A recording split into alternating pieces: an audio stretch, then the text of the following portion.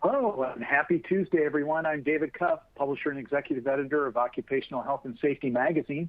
Welcome to today's presentation, Crafting Certainty from Uncertainty, Scenario-Based Extreme Weather Planning.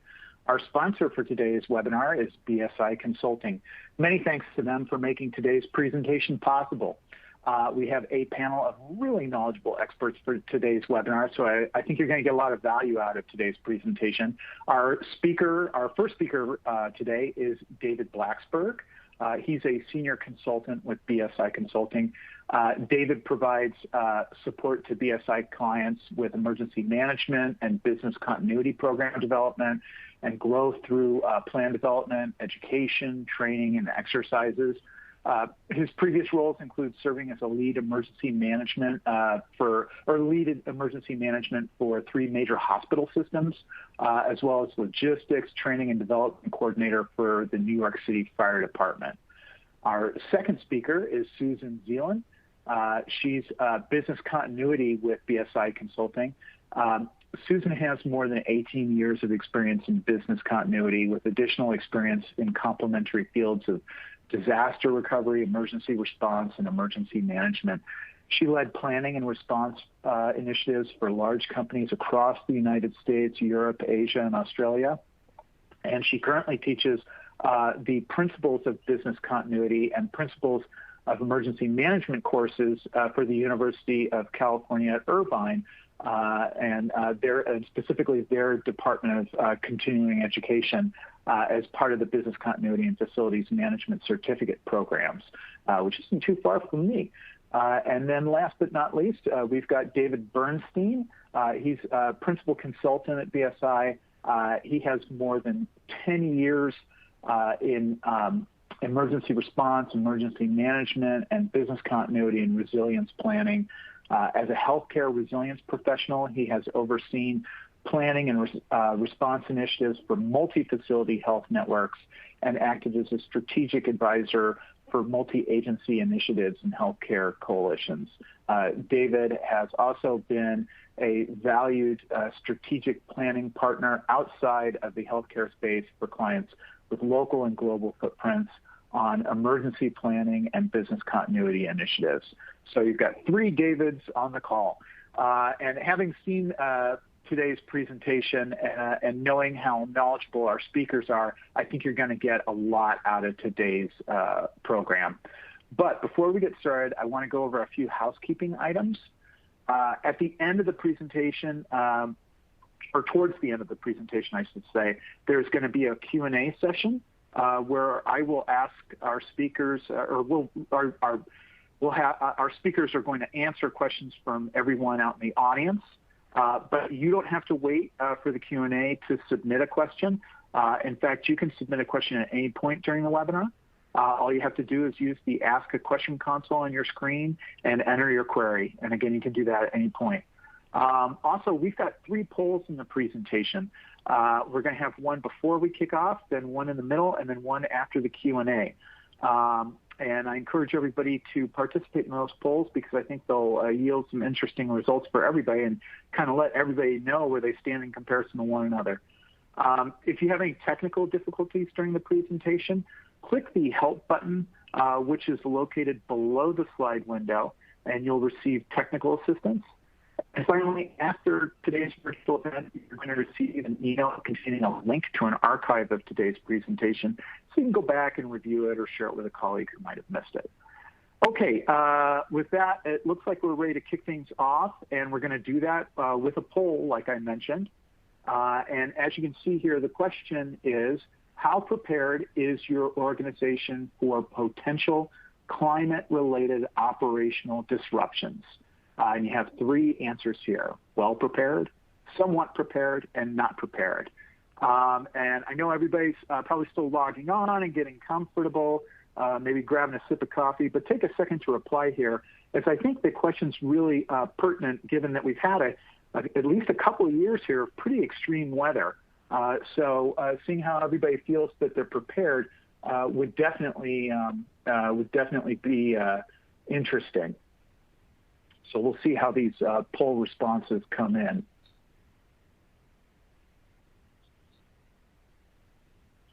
Looks looks like we've got some responses coming in here.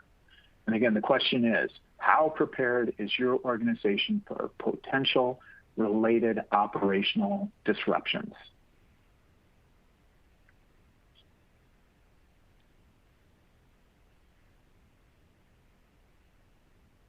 All right, and now we've got some answers here.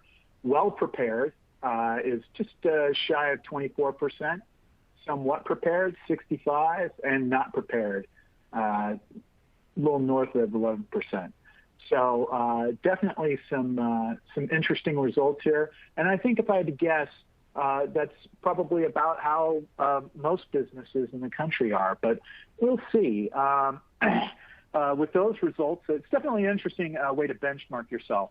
At any point, let's kind of turn things over here to BSI's David Blacksburg for an overview of severe weather business impacts. And then Susan Zeeland's going to follow him to focus on business continuity planning. So, David, I'll hand things over to you.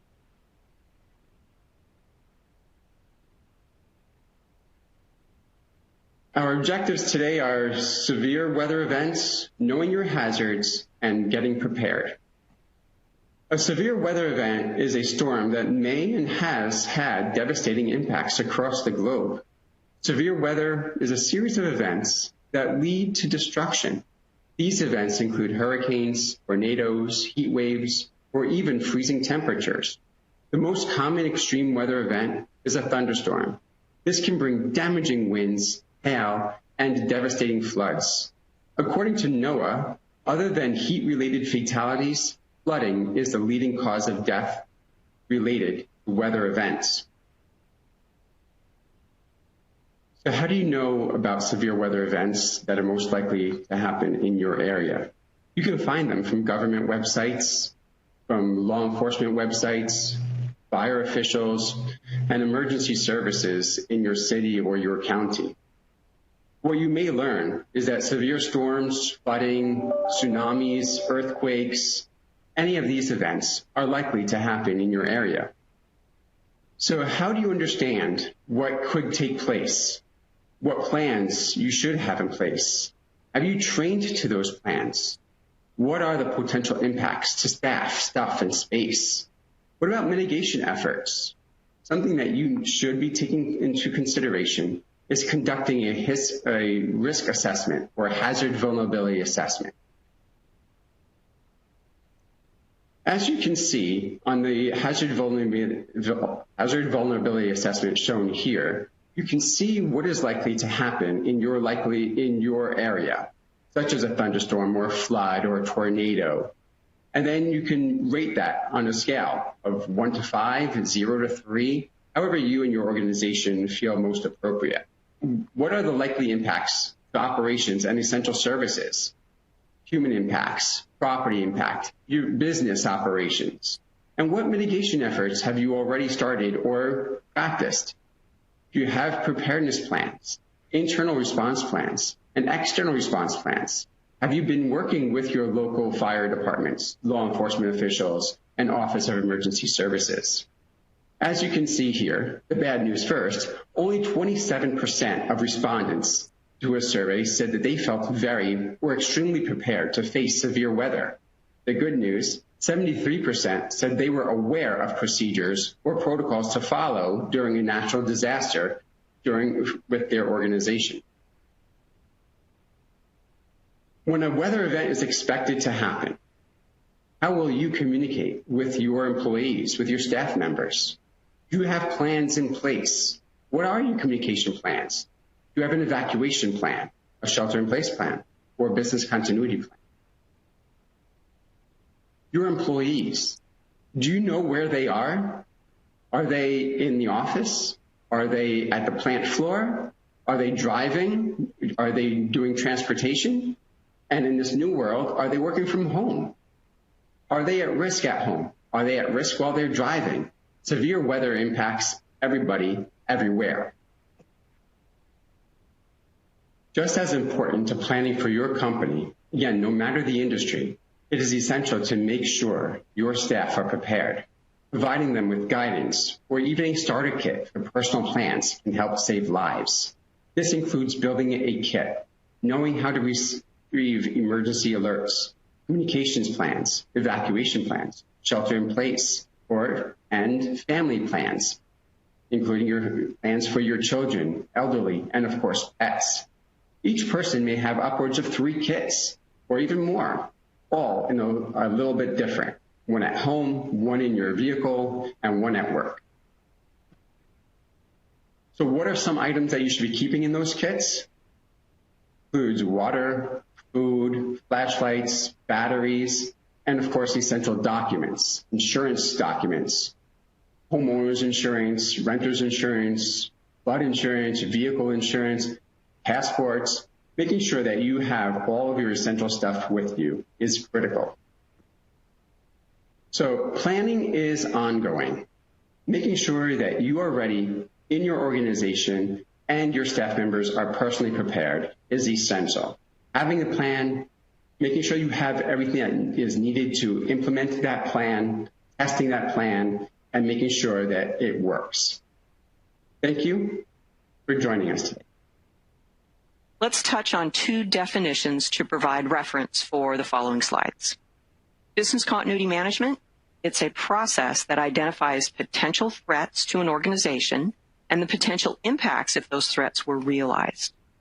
And once these threats and their potential impacts have been identified, they are documented in your business continuity plan. And your plan is essentially a roadmap on how to respond to these threats if they were to happen. BC plans should be exercised to validate the viability of the documented response, and they should also be reviewed and approved by business line and executive leadership.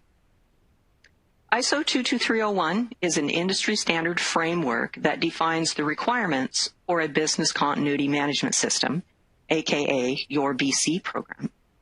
Following a framework like the ISO is an excellent way to put your organization into a continuous improvement cycle, increase your response and resilience, especially when facing extreme weather disruptions going forward. When we think of external risk, the natural, man-made, and technological risks come to mind, especially for the natural category that includes weather preparedness. Well, the risk assessment that was presented by David can also be used as part of your BC programming. Your BC programming cycle includes the risk assessment, the BIA, your BC plans, exercises, and maintenance to develop your continuity programming. Business line risk equates to operational risk. This also can include underlying issues that typically are beyond the traditional BC planning efforts. If not properly addressed, these issues could impact your business function objectives, even though you may have well-developed BC plans in place. By proactively identifying your risks in these areas and creating mitigation strategies in advance, you're on the right track to lessen or eliminate the impacts these risks have on your organization. So how is this achieved? Well, let's move to the next slide. By creating a mitigation plan. What is a mitigation plan? It is a written instruction on how your organization will address a specific operational risk to reduce or eliminate it. Mitigation plans are short, to the point, and they're easy to understand. They also must be appropriate for the business function. Call center staff who handle NPPI or HIPAA information most likely will work from a secure location versus from home where minimal controls may be in place. Try to leverage existing staff or obtain additional staff and provide training. Consider reciprocity with other teams that also may be able to support your business function. Practice these tasks on a regular basis to validate and maintain the knowledge, and then always confirm that your processes are completely documented. So let's review a mitigation plan example for the people and skill set risks. People equates to having enough people to manage your tasks or activities, and skill set means your people have the training and knowledge to complete that task. Now, your payroll and call center business functions may be especially vulnerable during extreme weather. Some of your people may not be available to report to the office, or their home office may be impacted. Your mitigation plan should identify where and how to find additional people and provide training for them. So with the weather impacts and people not being available, when you have one person with the skill set to manage a task, a single point of failure is created. Single points of failure can be mitigated quite easily by identifying and cross-training additional staff. So be sure to practice the tasks to validate the knowledge and maintain the skill set over time. This is imperative. Practice must be commensurate with the task frequency. So for payroll, a quarterly frequency may be enough, but other tasks may require more or less frequency, and that's for you and your organization to decide. Vendor risk is a little bit different. By using a vendor, the operational risk is transferred to a third party. The vendor accepts the risks and manages it for you. Well, that sounds great. A win-win for both parties. Or is it? If the vendor doesn't go through a vetting process, some sort of due diligence to understand if they're qualified, do they have their own BC plans in place, it's like you're putting your head in the sand. You have no visibility into what might happen tomorrow with that vendor. Now, on the next slide, we're going to go a little bit deeper into vetting and due diligence. But for now, confirm your vendors use primary and secondary locations. Make sure these locations are geographically separated, so the impacts to one location do not impact the other location. Require that staff are cross-trained and they practice on a regular basis. This validates your knowledge and your skill set. Now, having two locations feeds right into your capacity. Let's do some basic math here. If a vendor has two locations that are geographically separate, and one goes down, you have about a 50% capacity remaining. The vendor can run a second shift or work overtime to address any backlog from that second location. Now, this is just simple math. Your math and your capacity may be a little bit different. You could be a 60-40, 70-30, something like that. Using the same simple math example, if your vendor had 3 locations and 1 location goes down, that indicates 67% capacity remains. Now, these are just estimates, but you get the idea of the ongoing vendor capacity and elimination of risk, especially during extreme weather events. The vendor should also have their own BC programs in place. That means business continuity, disaster recovery, emergency management, and communication plans to address their risk. Confirmed plans are exercised and updated, and they look at their lessons learned and mitigate them. Now, let's talk about vendor risk mitigation. It's all about upfront vetting and due diligence that occurs before your vendor contracts are signed and definitely before the vendor begins any work. First thing you should do, right off, partner with your vendor risk management team to understand the vetting process, including the requirements and information collected. The BC team should definitely participate in vendor reviews to determine qualifications based on BC-DR emergency management programs and communication readiness. And if needed, depending on the result of your reviews, define your BC requirements. Your vendor should have the same requirements in place and should follow the same requirements that you do. Follow a recognized framework. It could be your vendor follows a different framework, but at least if it's recognized, you'll have the same result. Be able to provide BC policies. Do they have standards and other program documents? This is the same type of documentation that your program follows. Do they have the support of an executive steering committee? That's very important. You want to make sure that the vendor governance is in place and someone is looking out for it. So basically, all the components of your program should be in place with your vendors. Now, if this isn't the case, help your vendors by defining the requirements that you want them to have and provide a deadline that they have to have this in place. If your vendor's not willing to follow your requirements and meet your deadline, look for another vendor who may already have these program areas in place. Next, suggest you work with your legal teams to review, update, and approve the business continuity sections of your vendor contracts. Update the boilerplate verbiage to require vendors to maintain a program, review and update plans on at least an annual basis, and provide access for you to review and audit those plans. You should provide feedback, identify gaps and vulnerabilities, and collaborate with that vendor as they address each item. This creates a relationship and makes the vendor program stronger. They should also allow you to review and give feedback and approval on their exercises. What kind of exercises are they going to conduct? And they should provide a summary report that you also can review and approve to make sure it's comprehensive, includes everything that happened during the exercise. Now, the same thing goes for DR, emergency management, and communications. They need to have these same pieces in place. You may also influence the BC framework and methodology used by a vendor, and most vendors are happy to partner with you if you can define the requirements for them. So in summary, you have a lot of leeway with vendor risk mitigation and with working with vendors. They should have a program in place that meets the same requirements and industry standards that your program meets. Do you know the status of your worksite preparedness to respond to a disruption? Who manages the on-site response activities? Who communicates with business line leadership regarding staff and operations? And what communications are required for your executive management and the crisis management team? Well, these tasks comprise specific responsibilities for your site leader and designated alternate leaders.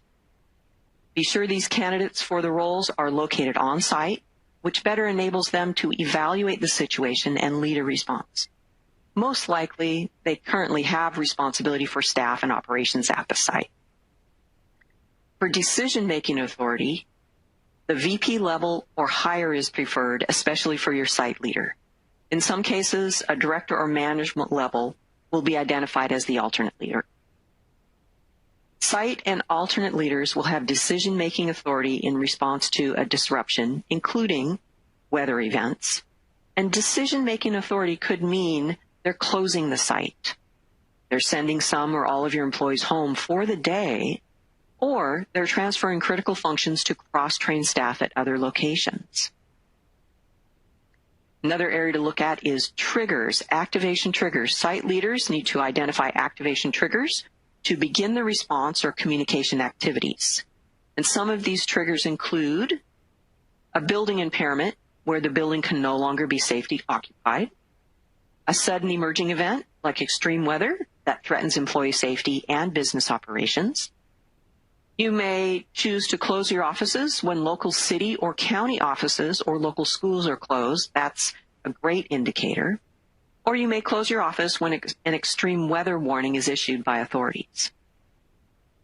The site leader and their alternate are the focal points for decision-making, communications, response regarding employee safety, and site operations. Incident communications are critical, especially when extreme weather is on the horizon. Site leaders and alternate leaders are responsible for incident communications. This must be done at the site level. Address the status of people and critical business functions performed at the site. Identify if the site will be closed, when the closure may occur, and which tasks may be transferred to staff at other sites. Before extreme weather strikes, information will be available on the daily newscasts. At the first sign of extreme weather, get your initial message out. Let people know what's coming. Prepare them for how they may be impacted and what they should do to protect themselves and if they are required to continue business operations. Previously, workload transfer to staff at other sites was identified as a great strategy. This works so well for extreme weather situations. You can transfer that at a moment's notice. Also remember, transfer your telephony queues to staff at other sites to keep your call trees up and running. You may choose to complete customer requests and orders currently in the queue before any office closures occur. Then, don't hesitate to transfer those queues to cross-train staff at other sites. Site leadership must also communicate with business line leadership, executives, and the crisis management team. And each of these areas requires specific information to them and their function.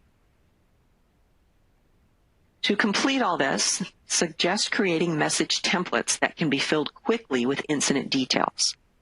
This is not the time for a 2 to 3 page message. Suggest 2 to 3 sentences, maybe even 2 to 3 paragraphs, depending on the situation. If you need to, follow up later with more detail, and create and maintain those distribution lists as well. Today, we reviewed specific business continuity areas to better assess and mitigate your organization's risk, especially during extreme weather incidents, and to take a more proactive approach to response planning overall. This included a review of business continuity terms, the business continuity planning cycle, and the importance of a documented BC plan. We identified underlying operational risk, including single points of failure that may be overlooked in the traditional planning process, and we reviewed specific business line risk examples and created mitigation steps to lessen or eliminate the resulting risk. We discussed vendor risk and suggestions to review and vet a vendor BC program. This included partnering with your vendor to identify and mitigate any vulnerabilities in their program, and we also requested that they use a standard framework and meet the same requirements of your program. We also walked through the process of identifying site leaders and their alternates to manage response, decision-making, employee safety, and continuity of operations when faced with extreme weather events, and the importance of incident communications at the first onset of extreme weather or other incidents. Now we have a few more poll questions.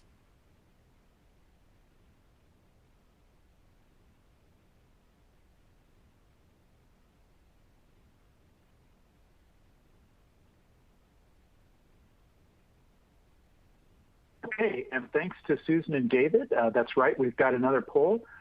This is a new challenge for everybody. As we saw before, about 65% said that they were somewhat well prepared. So now we're asking, are you considering using outside resources to help with extreme weather mitigation planning? And, you know, it's not surprising that probably most people don't have any sort of, you know, officer or employee specifically designated to this. And might not have the on-hand, you know, the onboard expertise. So it'll be interesting to see how everybody responds to this in light of how they said, you know, that they were prepared on the first poll.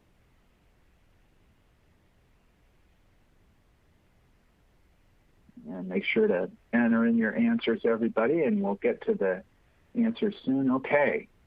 All right, so there you go, about 75-25 almost. 3/4 for and 1/4 against considering outside resources.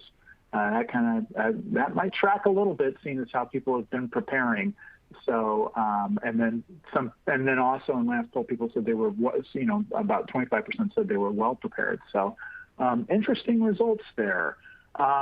All right, I think now is the time to hand things over to BSI's David Bernstein, who's going to explore how to plan and execute an exercise to validate your company's preparedness for facing severe weather impacts.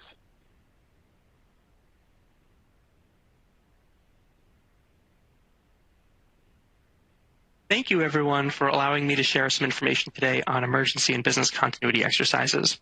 I'm going to build on what David and Susan talked about, since this applies to both emergency management as well as business continuity. The material I cover today can be used and followed for both initiatives. As we get started, though, I want to underscore the importance of practicing effectively as we review the following information. After all, practice makes permanent, not perfect. And we'll also be talking about drills and exercises, how they can benefit your organization when conducted effectively, and a quick refresher on how to develop and run your own. So here's a quick rundown of this session that we're going to cover for the next few minutes. Let's start from the top. Just so we're all on the same page, what are exercises and why am I so passionate about this? First, plan validation exercises are merely facilitated evaluations of a program. We're not evaluating how well a person does their job, we're evaluating a process. And this is where you hear the term no-fault environment.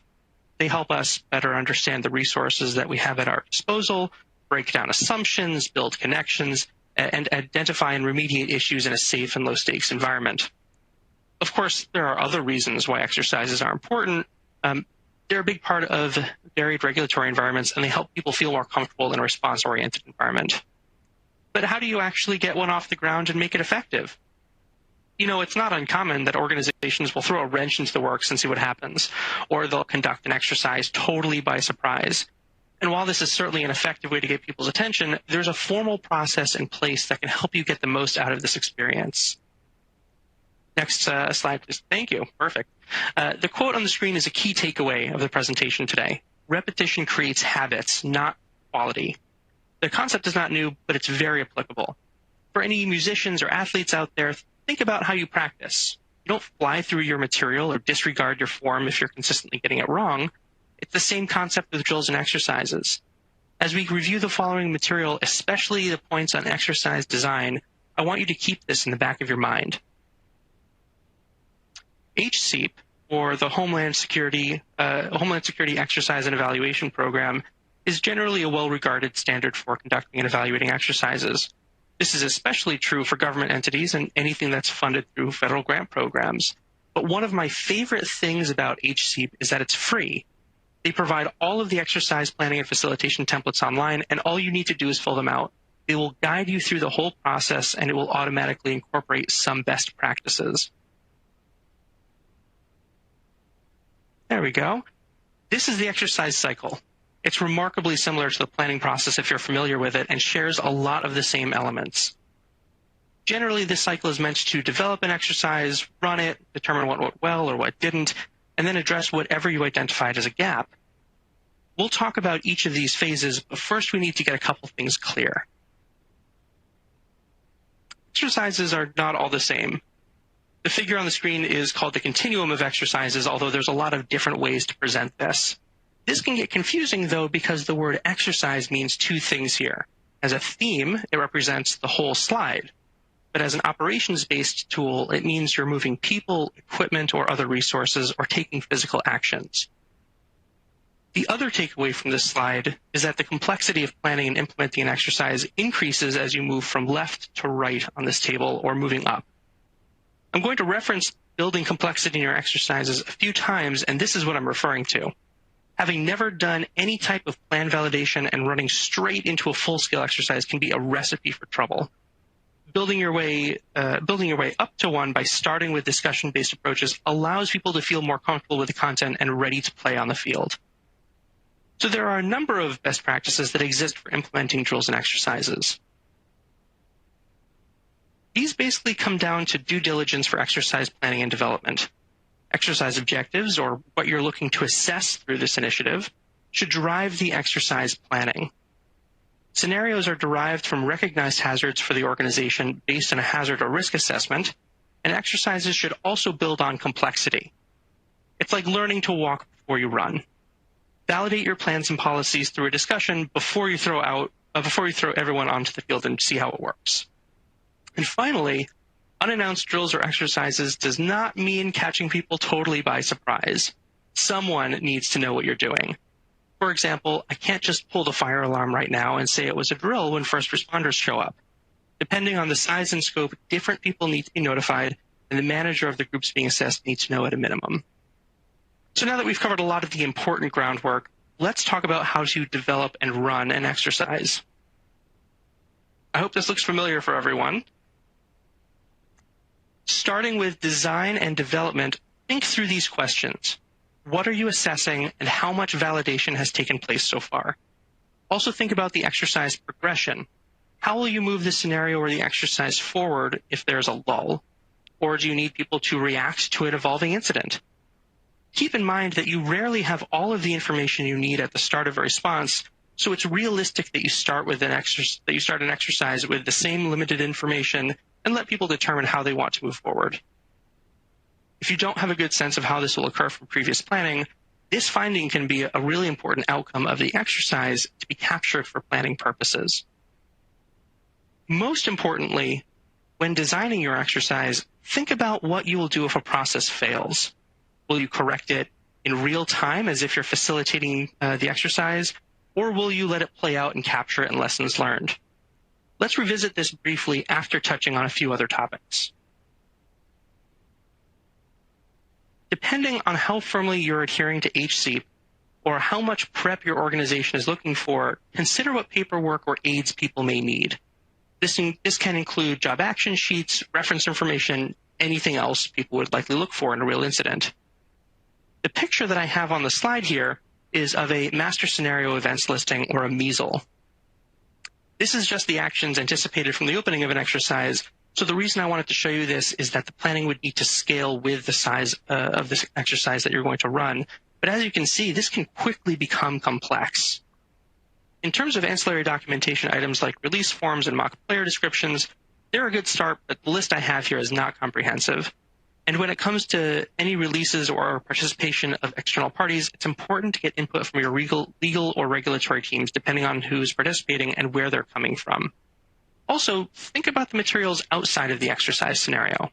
For exercise facilitation purposes, consider what other materials the exercise directors, controllers, or evaluators will need, such as communications tools and evaluation resources.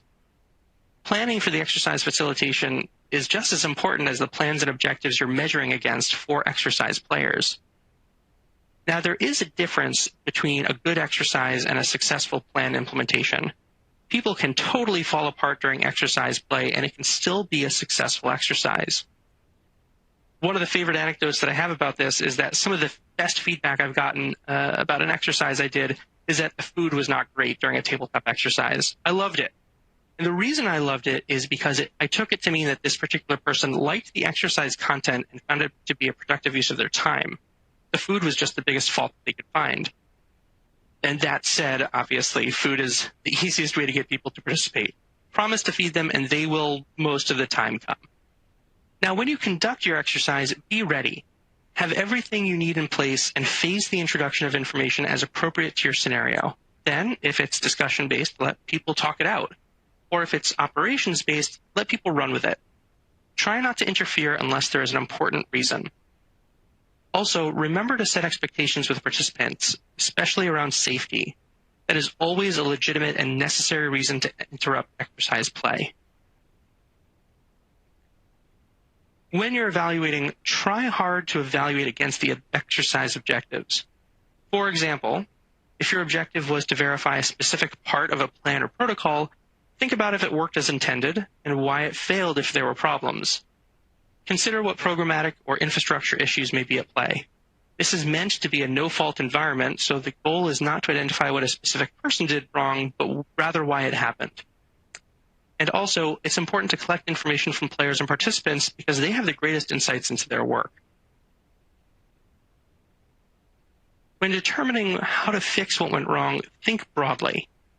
Is it a policy, training, operational, or other type of issue? Think about realistic expectations when problem solving.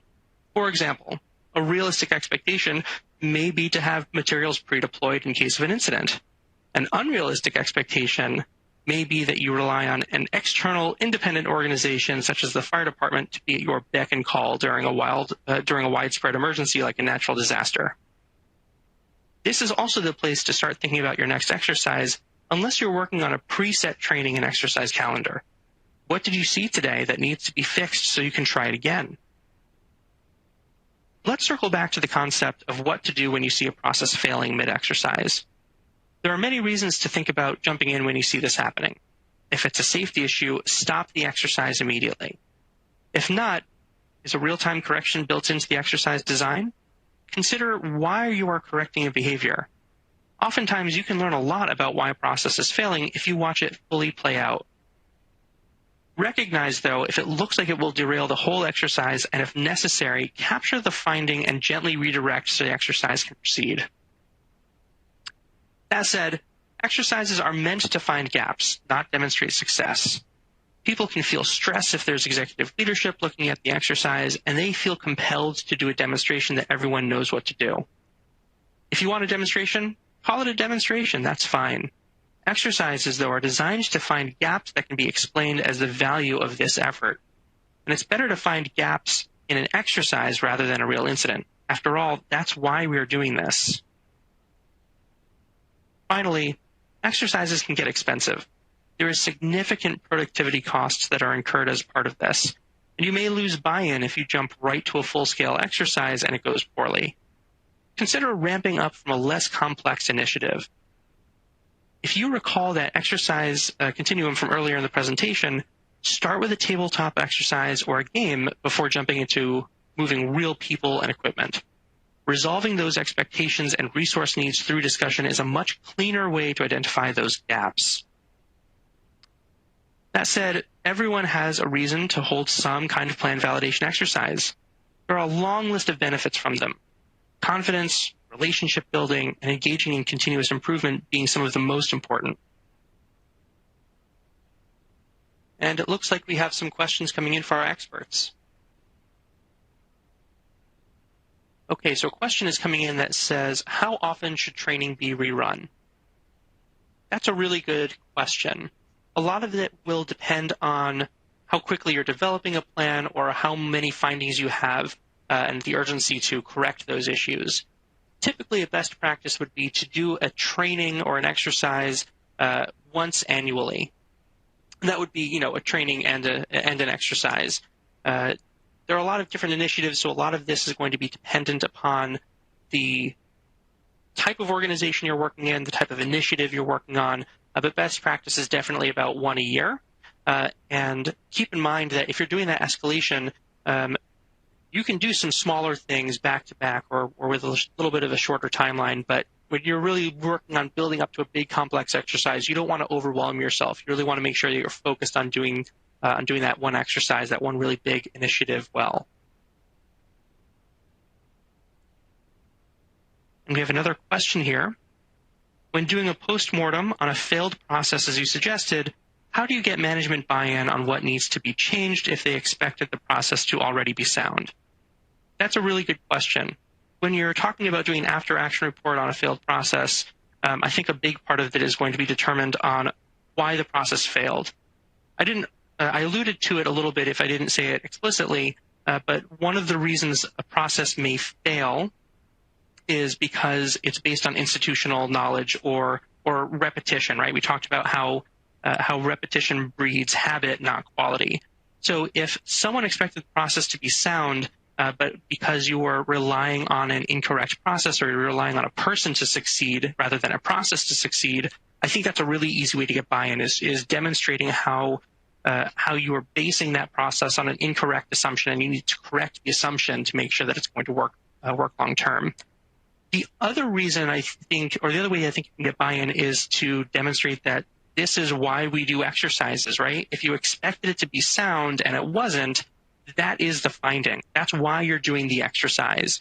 It may go back to a training issue, it may go back to other issues, but that's exactly why we do this.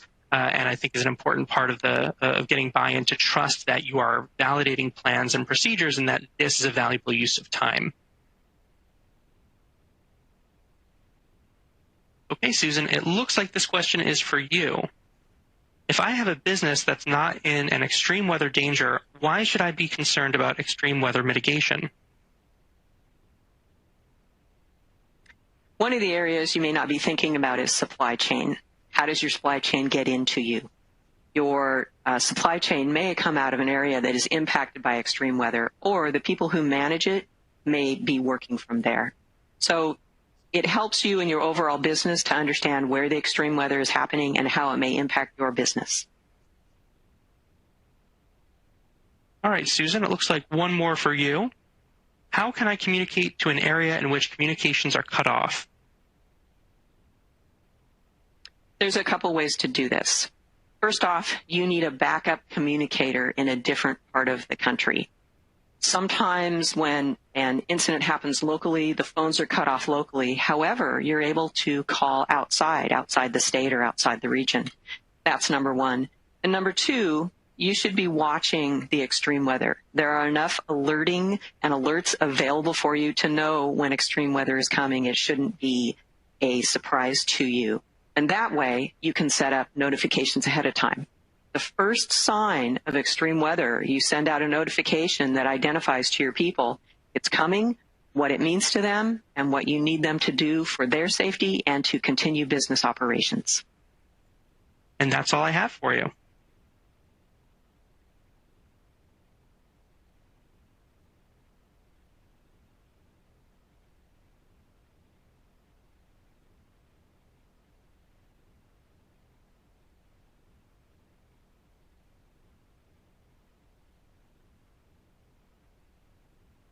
Okay, and so we have one last poll here, and as you can see, it is, have you used any type of external tool or resource to simulate, manage, or assist in training for extreme weather event mitigation? So this is kind of similar to that last question about using outside resources, but of course that was more, expertise. This is more tools.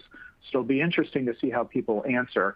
And we had some good questions there. I'm glad that David and Susan were able to answer them. If we missed your question, don't worry, it's in our inbox. So let's see how these responses are trickling in here. Okay, we're getting some good responses. Give everybody a little bit more time to answer.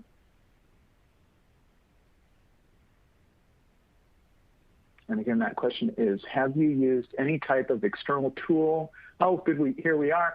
All right, so no, 64 or 67%. So that's really interesting. Yes, 23% considering it. This sort of breaks down, or this sort of breaks down along the same lines as the first poll that we did. How prepared is your organization? So it'll be interesting to see how people use this information as a benchmark. Okay, great information, great responses. Okay, everyone. With that, it looks like our presentation is done a little early.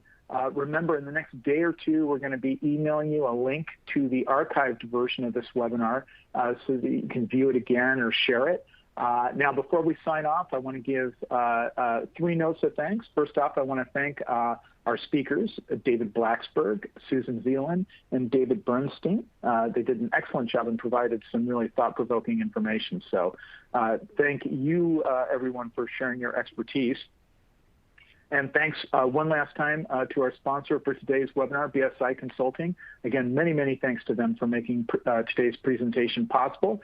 And last but not least, thanks everybody out there who listened in and participated with our polls and everything today. Really appreciate you guys are the reason that we do this. So thanks very much for the interest and involvement. Okay, with that, we're going to sign off. I hope everyone has a great rest of the week. But for now, goodbye until the next occupational health and safety webinar.